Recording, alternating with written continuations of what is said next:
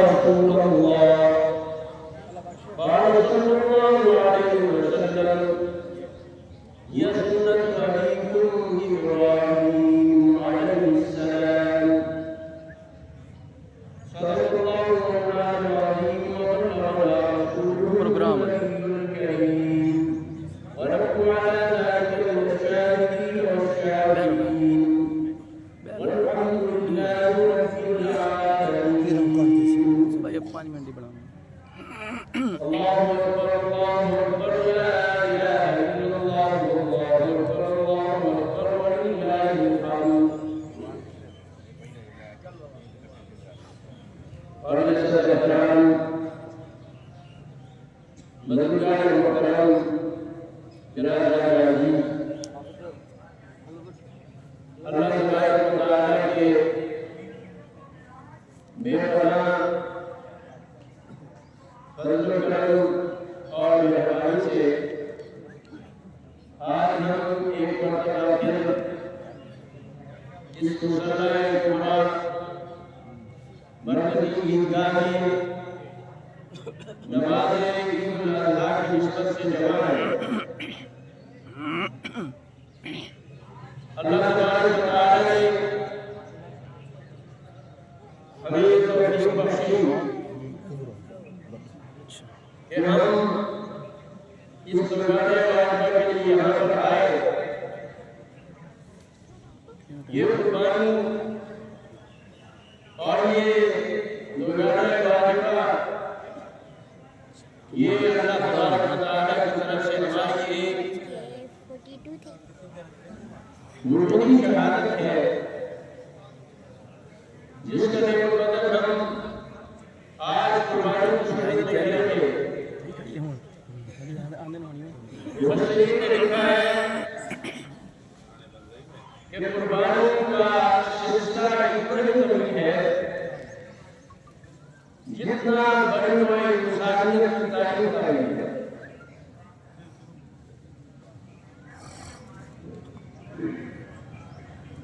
حضرت سیدنا آدم علیہ السلام نے اللہ کے نام پر اپنے جان کے شکرانے کے لیے قربانی کی سنت کا آغاز کروایا تھا اور وہ سلسلہ بڑے تسلسل کے ساتھ خالص وجہ اللہ کریم اللہ رب العالمین جل شانہ کی اطاعت فرمانبرداری اور اللہ کے حکم کی تعلیم کے حوالے سے جناب آدم علیہ السلام سے لے کر جناب سیدنا نوح نبی اللہ علیہ السلام تک یعنی ساری رہا. لیکن آدم ثانی حضرت سیدنا نوح نبی اللہ علیہ السلام کہ آمد مبارک تک انسانیت کا یہ سفر توحید باری تعالی کے لیے مقرر اور خاص تھا. کوئی شرک کی آمیزش نہیں تھی. لوگوں کے دل و دماغ میں شرک کا کوئی شائبہ تک نہیں تھا. لیکن حضرت نوح علیہ السلام کے دور تک یہ سارا کا سارا سلسلہ جو ہے تنقل ہو گیا اور لوگ شرک کی عظیم گمراہی میں مبتلا ہو گئے. تو جب وہ شرک میں مبتلا ہوئے تو وہ جو سلسلہ انہوں نے اللہ کی رضا کے لیے خالص اللہ کے حکم کی تعمیل پر قربانی کا قائم کیا تھا وہ بھی بدل گئے. لوگ بت پرست بنے اور پھر انہوں نے اپنی قربانی کا بتوں کی طرف پھیر دیا. اور یہ بھی بزرگوں نے بڑی عظیم بات لکھی ہے اپنی کتابوں میں کہ اللہ کی شان ہے کہ جب یہ سلسلہ اللہ کے لیے خالص تھا اور اللہ کے حکم کی تعلیم پر یہ سلسلہ قائم و دائم رہا تو اللہ نے اسے باقی رکھا. لیکن جیسے ہی یہ سلسلہ شرک کی خرافات کی طرف تبدیل ہو گیا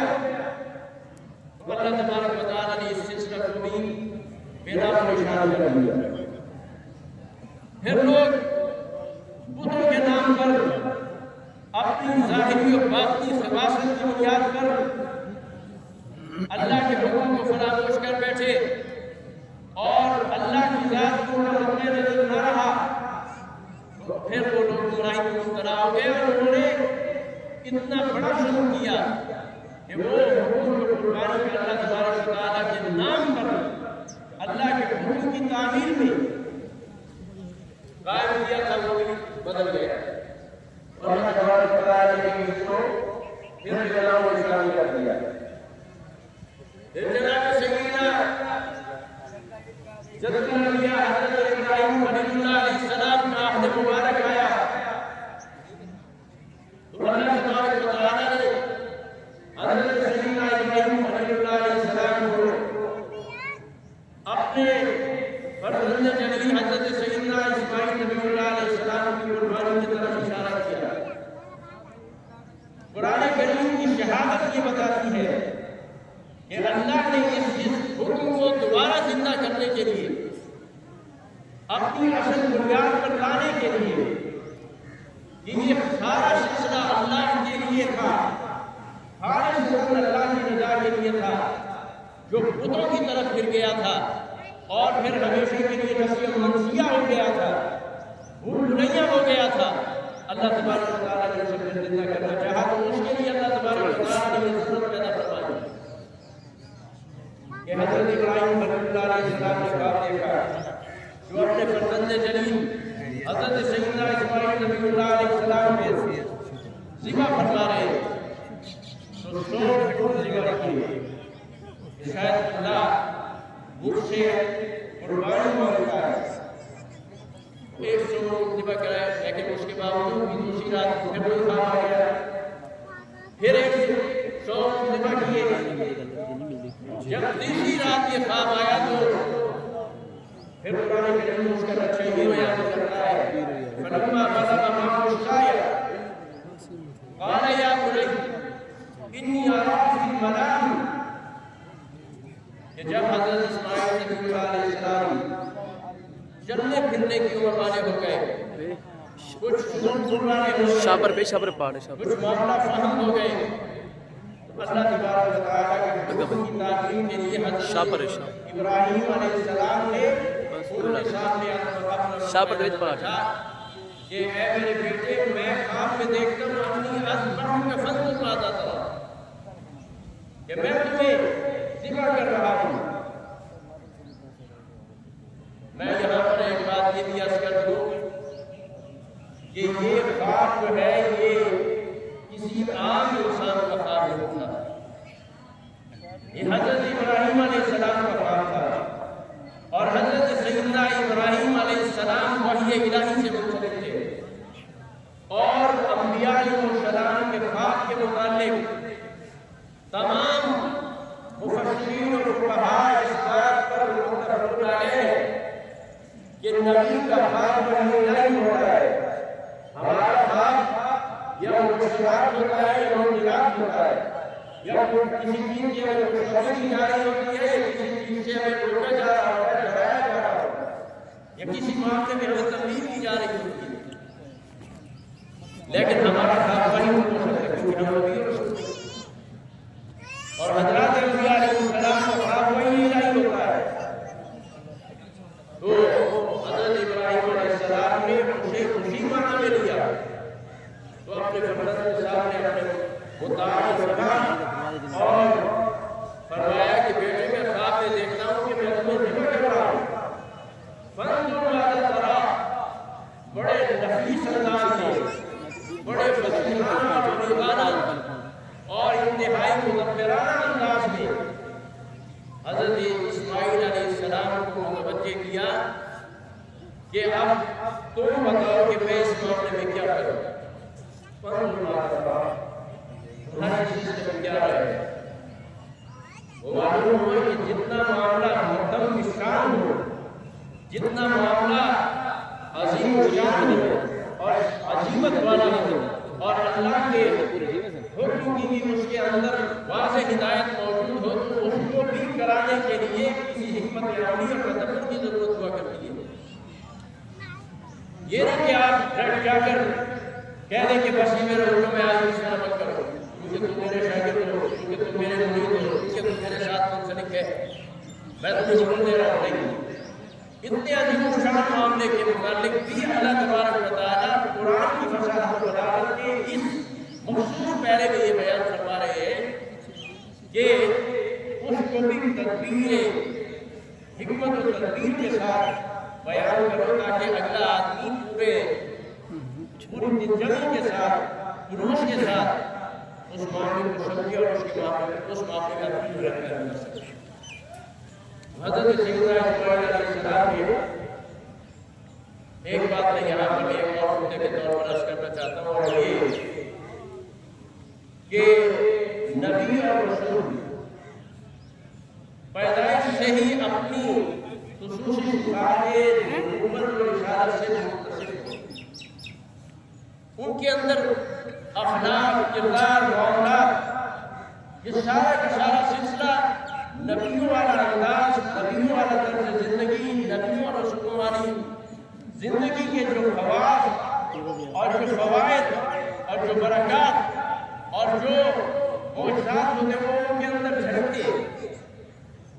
اسی وجہ سے ان کا انداز بھی بڑا نرالا اور دلچسپ تھا کہ انہوں نے بغیر کسی سوچ سمجھے یہ کہہ دیا کہ یا ابتی فن ما تؤمر، اے میرے والد گرامی قدر،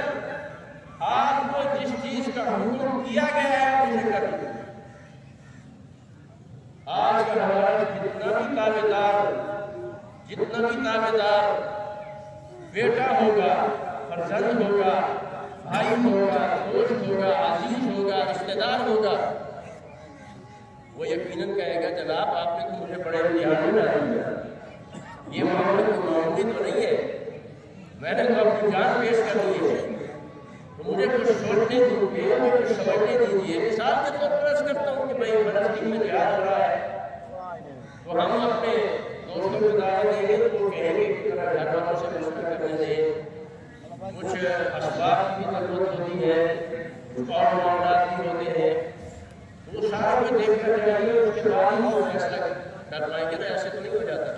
میں مثال کی طور پر کر رہا ہوں تو وہاں پر جان لگے گی نا، جہاد ایسے تو جہاد نہیں ہوتا، لیکن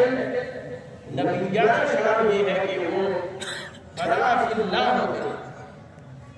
اس لیے مزاج کے اندر نبیوں والا مزاج اور اخلاق کردار تھا، تو جواب بھی ویسا ہی آیا کہ حضرت اسماعیل نبی اللہ علیہ السلام نے جواب میں فرمایا یا ابتی جس چیز کا آپ کو حکم دیا گیا آپ کا ستائیسویں انشاءاللہ الصابرین، آپ مجھے صبر کرنے والوں میں سے پائیں گے۔ دیکھیں آپ یہاں پر عاجزی کر رہے ہیں کہ اتنے بڑے عظیم الشان کام کی حامی کر رہے ہیں، اپنے اوپر اعتماد ہے، یقین ہے، اور جو نبیانہ خون بدن کے اندر جوش مار رہا ہے اس کا تقاضا بھی پورا ہو گیا کہ جواب بالکل 100% عین توجہات کے مطابق دے دیا گیا۔ آج جو تسلسل اللہ کی بارگاہ میں جھکاؤ جو ہے وہ واضح نظر آتا ہے کہ ستائیسویں انشاءاللہ کہ آپ مجھے صبر کرنے والے سے اس لیے جتنا بھی اپنے آپ پر اعتماد ہو، بھروسہ ہو، تو یہ آیت کا یہ حصہ ہمیں یہ دعوت دیتا ہے کہ اس کے ساتھ بھی یہ جملہ ضرور لگائیے کہ انشاءاللہ میں یہ کام کروں۔ سمجھ گیا؟ اور آج کا تو ماشاءاللہ یہ سلسلہ ہو گیا کہ جو کام اور بعد میں پتہ چلتا ہے کہ کام تو نہیں ہوا، اب پوچھا جائے تو کہتے ہیں کیا کہا تھا؟ انشاءاللہ۔ ایسے ہے یہ اس کا اصل مصداق اور مصدر یہ ہے کہ آپ جب کسی العزم کام کے کرنے کے لیے کھڑے ہو گئے ہیں تو پھر آپ وہاں پر یہ جملہ کہیں کہ انشاءاللہ میں یہ کام پایا تکمیل تک پہنچا کروں گا۔ نہ کہ جان چھڑانے کے لیے، نہ کہ اپنا پہلو بچانے کے لیے۔ اللہ تبارک و تعالیٰ نے قرآن کے اندر ایسی حکمتوں کے خزانے رکھے ہیں کہ اگر ہم تھوڑا سا غور کر کے بھی قرآن کو پڑھیں اور سمجھیں تو بڑی دل کے اندر انتہائی طمانینت، لطف و سرور اور نور کی نور نظر آئے۔ اللہ تبارک و تعالیٰ کا کلام ہے، منزل من اللہ ہے، اللہ کی طرف سے نازل کی گئی ہے۔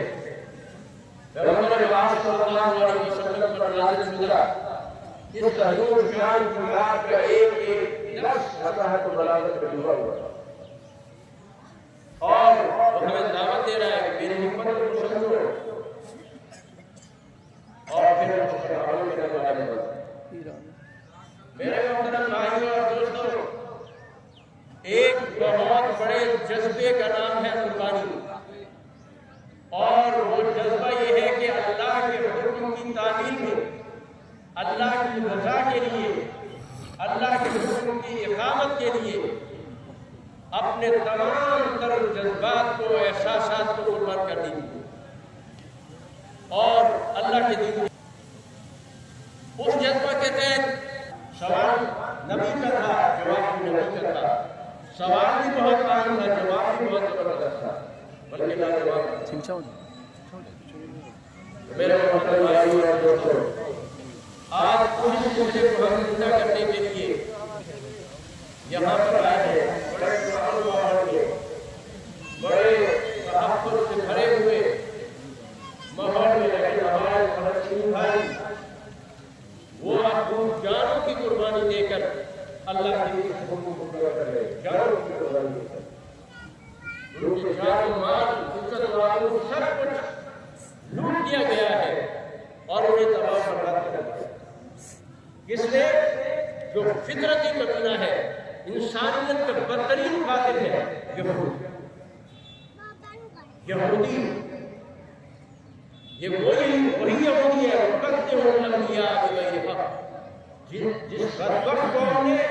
حضرت انبیاء علیہ السلام کو بغیر جو ہے قتل کیا، جو نبیوں اور رسولوں کو قتل کر سکتے ہیں، جو اولاد اسماعیل کو کیوں ذبح کر سکتے ہیں؟ وہ ہمارے نبی کریم صلی اللہ علیہ وسلم کی امت کے خون کے پیاسے کیوں ہو سکتے؟ یہی وہ قوم تھی جس کے متعلق قرآن نے یہ کہا تھا کہ ایک وقت وہ بھی تھا کہ جب اے بنی اسرائیل تمہیں ہم نے کتنی بڑی فضیلت سے نوازا تھا، فضلتکم علی العالمین، ایک مرتبہ یہ فضیلت بات بھی بنی تھی، لیکن پھر جب اتنے بڑے جرائم کیے اور اتنے بڑے سنگین جرائم کیے کہ انبیاء نے اتارے، تو اللہ تبارک و تعالیٰ نے اسی قرآن میں فرمایا کہ نام اللہ محمد رسول، کہ اللہ تبارک و تعالیٰ نے ہمیشہ کے لیے ان کو ملعون قرار دے دیا۔ اب ملعون آدمی اچھا کام نہیں کر سکتا، وہ تو لعنتی سے آدمی ہے، اس کی فطرت میں، شرف میں درندگی اور وحشت و بربریت کی ہوگی، وہ کبھی بھی اچھا کام نہیں کر سکے گا۔ اس لیے انشاءاللہ ہم سب اللہ سے اس بات کا پورا کا پورا یقین رکھتے ہیں کہ یہ 70-75 سال تاریخ مسلمانوں کی تاریخ جو فلسطینیوں کی تاریخ ہے، اور جو اب ان 6-7 ماہ کے اندر کے اوپر بربریت کے اوپر پہاڑ پڑ گئے ہیں، پوری کی پوری آبادیوں کو، عمارات کو، دکانوں کو، کاروباری مراکز کو، سفارتی مراکز کو، اسپتالوں کو تمام برباد کر دیا گیا ہے، اور لوگ بیچارے درختوں کے چھاؤں میں پتے کھا رہے ہیں، پانی پی رہے ہیں اور اپنی زندگی کے سلسلے کو حاصل کرنے کی کوشش کر رہے ہیں۔ یہ اس بدبخت قوم کی بدترین اور انتہائی بدفطرتانہ، بدفطرت قوم کے ظلم و بربریت کا شکار ہو کر یہ سب برداشت کرے۔ ہمارے بھائی ہیں، فلسطینی ہمارے کلمہ شریف بھائی ہیں، ہمارے نبی محترم حضرت محمد کریم صلی اللہ علیہ وسلم نے ایمان کے رشتے سے تمام عالم اسلام کو باہمی اپنوں سے جوڑا تھا، اس کی بنیاد پر وہ ہمارے بھائی اور ہمیں احساس کر سکتے ہیں، اور وہ احساس ہم یہاں بیٹھ کر کر سکتے ہیں۔ آج ہم عیدگاہ سے باہر نکلیں گے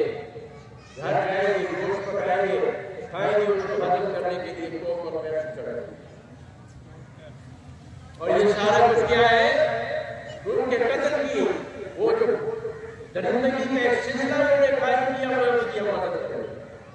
یہ کیا مسلمانی ہے؟ یہ کیا انسانیت ٹھاک ہے؟ یہ کیا کردار ہے؟ یہ کیا نظریہ فکر ہے؟ کبھی سوچا؟ کبھی ہم نے یہ جانا کہ ایک آدھ میں نہیں پیوں گا تو اور پیتے ہیں. آپ نے اپنی قبر میں جا رہے ہیں اور ان کی قبر میں جا رہے ہیں. آپ نے اپنے حساب دے رہے ہیں اور انہیں دے رہا ہے. اور یہ یاد رکھیں کہ کوئی بھی بنائی کا سلسلہ وہ ہمیشہ ایک فرد فنون سے شروع ہوتا ہے اور پھر افراد پر اور جماعتوں پر اور پھر پوری قوم پر چھا جاتا ہے. اگر ہم خلوص نیت سے اس بات کا عہد کر لیں کہ ہر وہ چیز جس کی خرید و فروخت سے یہود و نصارہ کو فائدہ ہوتا ہے ہم نہیں خریدیں گے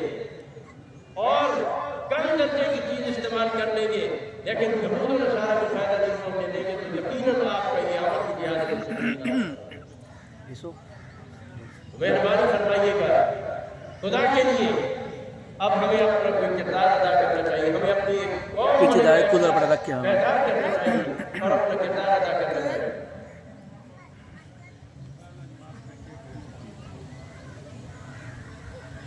پہلے جو وزارت کو بہت ہو جائے گا رحیم گاہ سے پہلے بات جو میں نے قاعدہ تفصیل سے آج کیا تھا کہ آپ کہہ رہے ہیں جو اس گاہ سے پہلے بات ہوتی ہے تو میں نے آج کیا تھا کہ حضرت صاحب مفتی صاحب رحمۃ اللہ علیہ نے باقاعدہ حضرت استاد مولانا مانی نیاز صاحب رحمۃ اللہ علیہ کو بلا کر کتاب کی میں نے اٹھا کر دی. انہوں نے دکھایا کہ یہ فتویٰ ہے فتاوی شامی کے اندر کہ جو اس سے پہلے نماز رکوع ہوتی مرد کی نگاہ یا پھر اس سے تعلق کے بعد وہ تو ہونے کی لیکن جو پہلے کی ہوتی اب شاید مزید فقہ نکلائی ہوئی ہے کوئی مسئلہ بیان کرایا ہو تو وہ نہیں کہہ سکتا کیونکہ آج کا یہ فتویٰ شاید نظر ہوتا ہو گیا تو میں اس کا ذمہ دار نہیں کرتے ہیں وہ اپنے کھیل کو ذمہ دار ہے بہرحال بات بتانا مسئلہ بتانا ہماری ذمہ داری کی ہے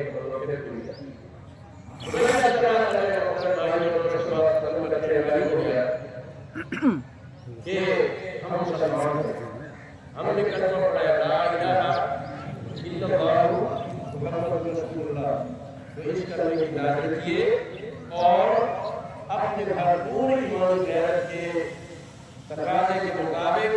یہود و نصارہ کی تمام اشیاء کو بیکار کر خدا کی تجلیات اور عبادتوں کا